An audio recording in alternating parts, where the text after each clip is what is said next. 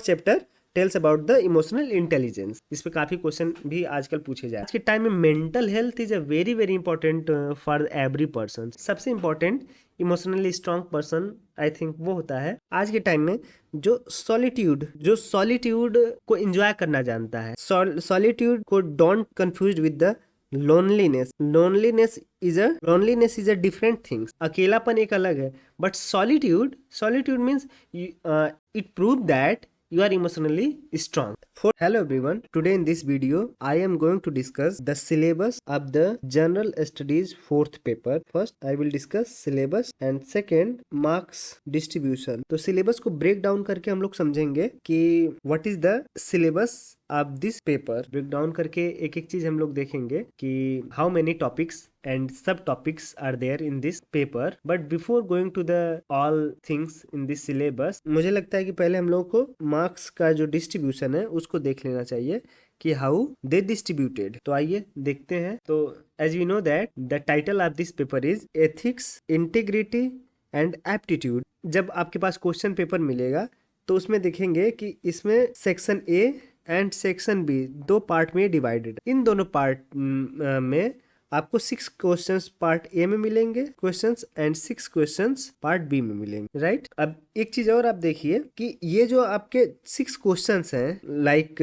ऐसे आपको रहेंगे question 1, question 2, question 3, question 4, question 5, question 6, इस तरीके से। ऐसे में इन 6 क्वेश्चंस में आपको ए बी ऐसे 2 क्वेश्चन मिल सकते हैं। यहाँ ए बी सी ऐसे 3 क्वेश्चन मिल सकते हैं। टोटल जोड़ करके आपको इसमें 13 क्वेश्चंस मिले और each question will be 10 marks. Then ये क्या हो गया, सेक्शन ए 130 मार्क्स का हो गया। It's a total 130 marks. Section B में भी 6 क्वेश्चन है। इन 6 क्वेश्चंस को आप देखेंगे कि यहाँ से आप देखिए कि इस क्वेश्चन में भी, जैसे ये आपका क्वेश्चन पेपर है 2024 का इथिक्स का, सेक्शन बी में जब आप देखेंगे तो इसमें भी आपको पूरी 6 केस स्टडी है। Each case study have 20 marks, right. तो यहाँ पर हम लोग फिर से आते हैं कि ये जो सेक्शन बी है इसमें 6 क्वेश्चन होंगे कि each case study is 20 marks. तो 6 केस स्टडी है तो 6 इंटू 20 120 मार्क्स। तो टोटल आप देखेंगे 250 मार्क्स का ये है आपका सेक्शन ए और सेक्शन बी मिला, राइट। एक चीज और यहाँ पर देख लीजिए कि इस एक केस स्टडी में एक से अधिक भी क्वेश्चन हो सकते हैं, बट ईच केस स्टडी का कितना होगा, 20 मार्क्स होगा, राइट। तो आइए अब देखते हैं कि यहाँ पर ये आपका सिलेबस में डॉट पॉइंट लिखा है, ऐसे डॉट है, फिर ये कुछ सिलेबस लिखा, फिर डॉट है, सिलेबस लिखा हुआ है। यहाँ पर आप देखेंगे डॉट इस तरीके से 8 डॉट है, मीन्स ये 8 जो है कि बड़े बड़े टॉपिक्स हैं। इसको आप चैप्टर भी बोल सकते हैं या बड़े बड़े टॉपिक्स भी बोल सकते हैं। तो ये 8 चैप्टर्स हैं। अब उन चैप्टर्स में या उन बड़े टॉपिक्स में कुछ सब टॉपिक्स हैं, राइट। तो ये है, आइए 1 बाय 1 करके हम लोग देखते हैं। यहाँ ब्रेक डाउन, चूंकि मैंने ये अब इसको ब्रेक डाउन करके लिखा हुआ है ताकि इजिली हम लोग समझ पाए इस चीज को। यहाँ से स्टार्ट करते हैं। General studies 4, the title is ethics, integrity and aptitude. तो ये बेसिकली ये जो जाना जाता है केवल इथिक्स के नाम से जाना जाता है, बट इथिक्स के अलावा 2 वर्ड और है, first one integrity and second one aptitude. तो सबके मीनिंग जो है कि वो काफी इंपॉर्टेंट हो जाते हैं। जब आप पढ़ते हैं कि कॉन्स्टिट्यूशनल अमेंडमेंट 1976, वहाँ पर इंटीग्रिटी वर्ड को ऐड किया गया, बट वहाँ पर मीनिंग अलग है। वहाँ पर मीनिंग है अखंड, मीन्स जो अनब्रेकेबल है। बट यहाँ पर इंटीग्रिटी सेम जो है कि स्पेलिंग है, बट यहाँ पर मीनिंग क्या है कि इस इंटीग्रिटी का मतलब है ऑनेस्टी। बट इंटीग्रिटी इज एक थोड़ा सा ब्रॉड टर्म है ऑनेस्टी से, right. What is the meaning of aptitude? Aptitude is the natural skill of learning, right. तो आइए 1 बाय 1 करके देखते हैं।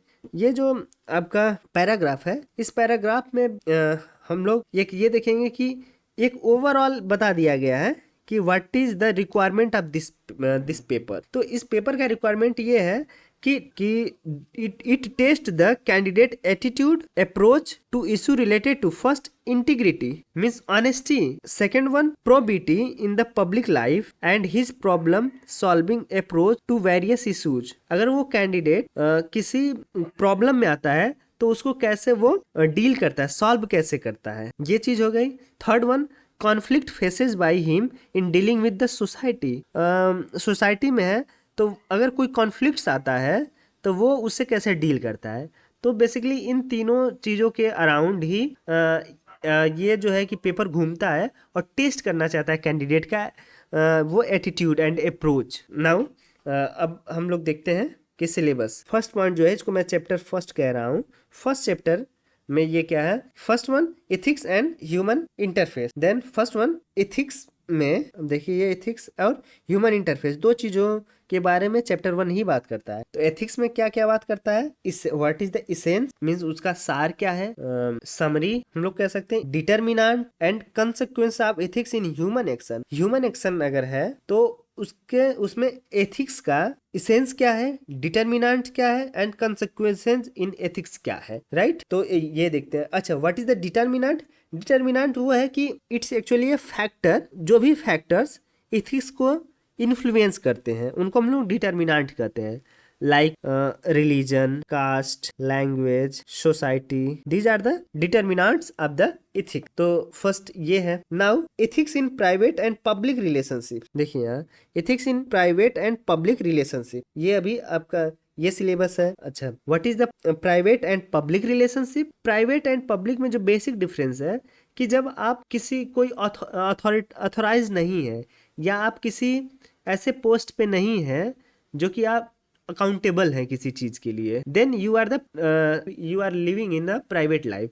बट जैसे ही आपको कोई रिस्पॉन्सिबिलिटीज मिल जाती है then it will be the public life. तो ethics in private life means एक कॉमन मैन है और एक जो ऑफिसर्स है। प्राइवेट एंड पब्लिक लाइफ में जो रिलेशनशिप है वो एथिक्स का कैसे है उसके बारे में अब पढ़ना है। नाउ अब ये चैप्टर वन में ही है ह्यूमन वैल्यूज। अब देखिए ये अभी तक हाफ हमने देखा, now half portion is that human values. अब आपको दो तीन वर्ड्स मिलेंगे जो कि काफी इंपॉर्टेंट है और एक दूसरे से म्यूचुअली रिलेटेड है। वो कौन कौन से हैं, first values, second moral and third one ethics. These two values and moral it's a individual things means एक पर्सन से रिलेटेड होती है। But ethics is a broad term, ये सोसाइटी से रिलेटेड होती है या ये ग्रुप ऑफ पर्सन से रिलेटेड होती है, राइट। तो ये तीन चीजें हैं। तो ह्यूमन वैल्यूज के बारे में हम लोग पढ़ेंगे या हम लोगों को सिलेबस में पढ़ना है ह्यूमन वैल्यूज के बारे में। तो वो क्या है, lesson from the life and teaching of great leaders, reformer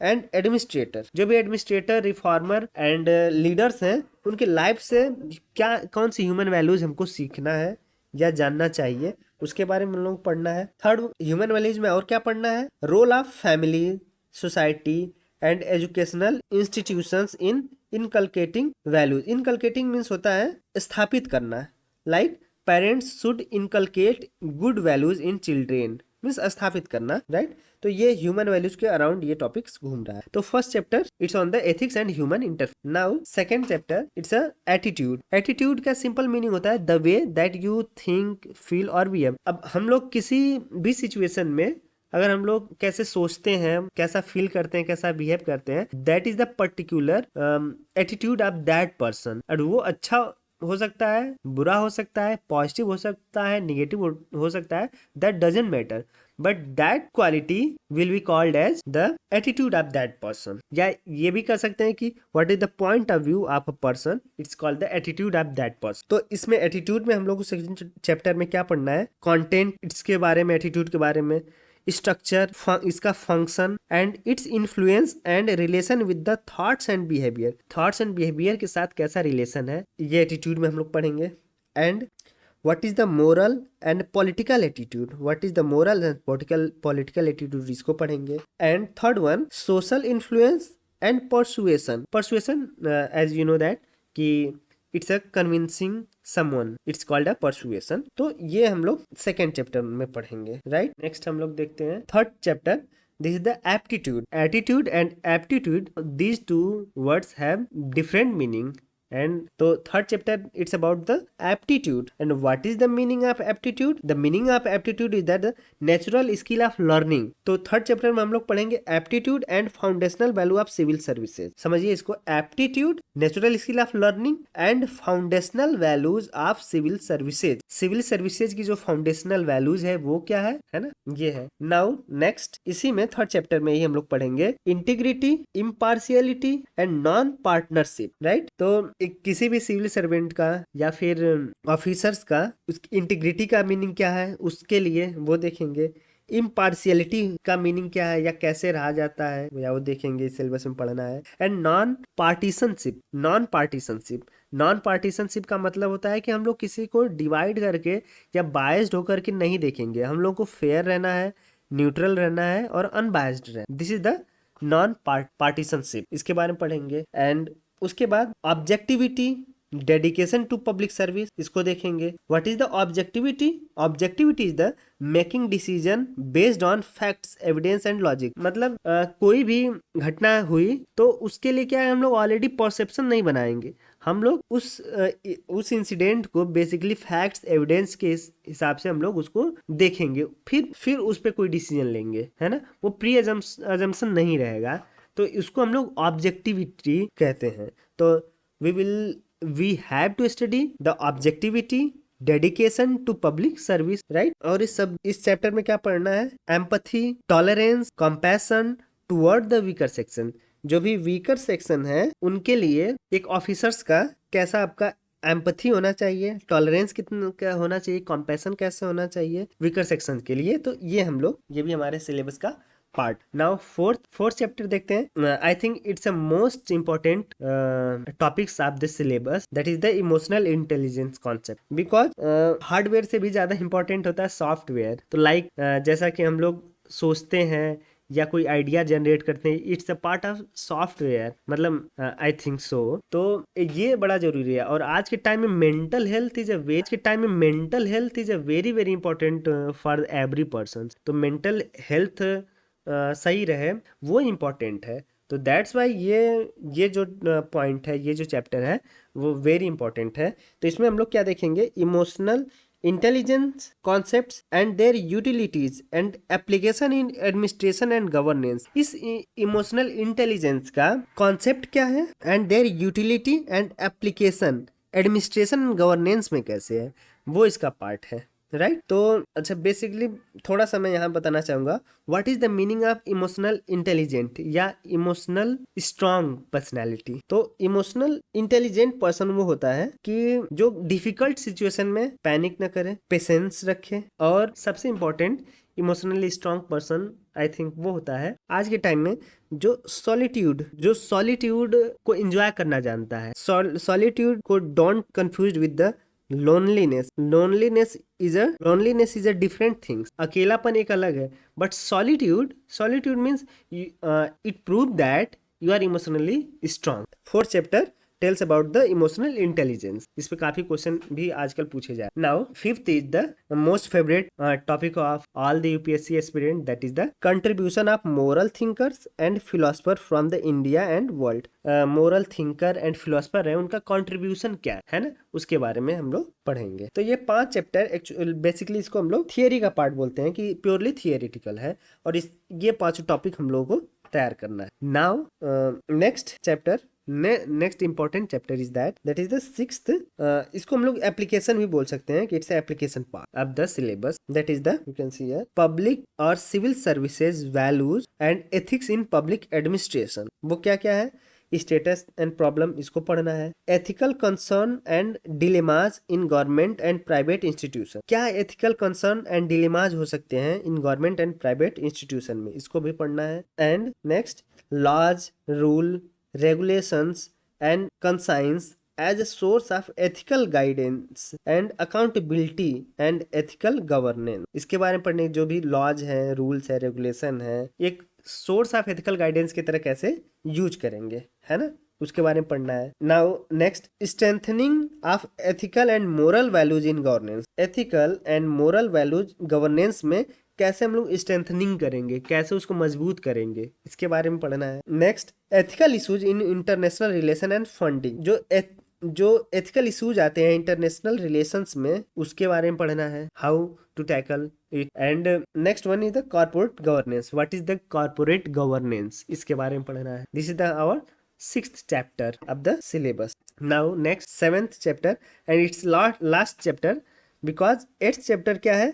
case studies on above issues. बस इतना लिखा हुआ है, case studies on above issues, but ये पूरे ऊपर के सातों चैप्टर को कवर कर कि उन 7 में से किसी पे भी केस स्टडीज आ सकता है। और इसमें 6 क्वेश्चन आते हैं, 6 क्वेश्चन 20 मार्क्स के होते हैं और ये होगा 120 मार्क्स का। देखिए ये जो 8th है ना, 8th चैप्टर, यही आपका आ रहा है 120 मार्क्स। तो ये भले इतना छोटा लिखा हुआ है but it's contain a huge mark, right. तो आइए 7th हम लोग देखते हैं कि प्रोबिटी इन गवर्नेंस। प्रोबिटी का मीनिंग भी होता है ऑनेस्टी, ऑनेस्टी इन गवर्नेंस, ये हमारा 7th चैप्टर है। इसमें क्या देखना है, what is the concept of public service, philosophical basis of governance and probity. Probity means honesty. Next, information sharing and transparency in governance. देखिए यहीं से बस मैंने इसको रीस्ट्रक्चर कर दिया है, यहाँ से भी हम आप लोग देख सकते हैं कि information sharing and transparency in government. Now right to information, code of ethics, code of conduct, citizen charter. देखिए सिटीजन चार्टर,